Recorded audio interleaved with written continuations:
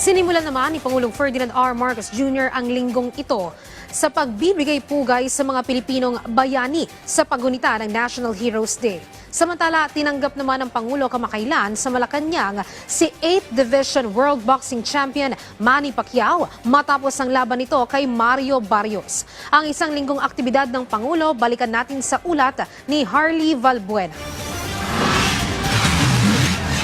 Nagbigay pugay si Pangulong Ferdinand R. Marcos Jr. sa mga bayaning Pilipino sa paggunita ng National Heroes Day sa libingan ng mga bayani sa Taguig City.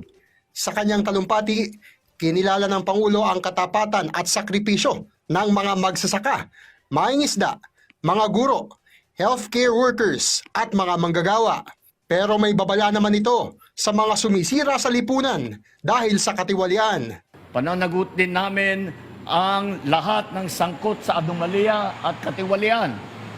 Ilalabas natin ang buo at pawang katotohanan at titiyakin natin hindi na mauulit ang kawalan ng respeto at malasakit sa taong bayan.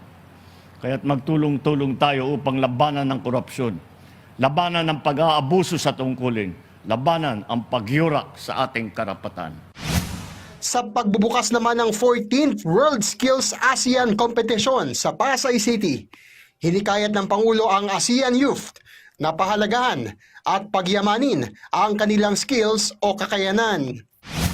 Habang sa pagdalo sa Manila Tech Summit 2025 sa Taguig City, nangako ang Pangulo na palalawakin pa ang digital infrastructure ng bansa sa pamamagitan ng National Fiber Backbone, National ID System, Free Wi-Fi for All Program at Bayanihan SIM Project. Tiniyak din ito ang pinaigting na proteksyon laban sa mga online scam at malisyosong paggamit ng Artificial Intelligence o AI. We are implementing the Anti-Financial Account Summary Scamming Act, created an e-commerce bureau as a one-stop shop for complaints and compliance under the Internet Transactions Act, and pursued the Subscriber Identity Module Registration Act to protect consumers in the digital marketplace from fraud, scams, and unsafe transactions. At the same time, we are undertaking measures to reskill and upskill more Filipinos on emerging technologies. They will be trained for jobs in AI, cybersecurity, e-commerce, and creative design.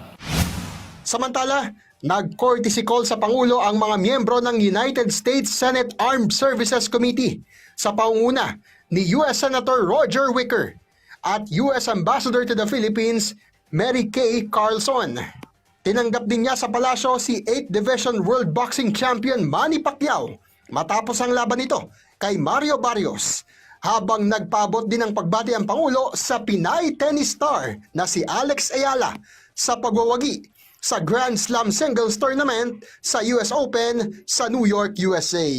Harley Valbuena para sa Pambansang TV sa Bagong Pilipinas.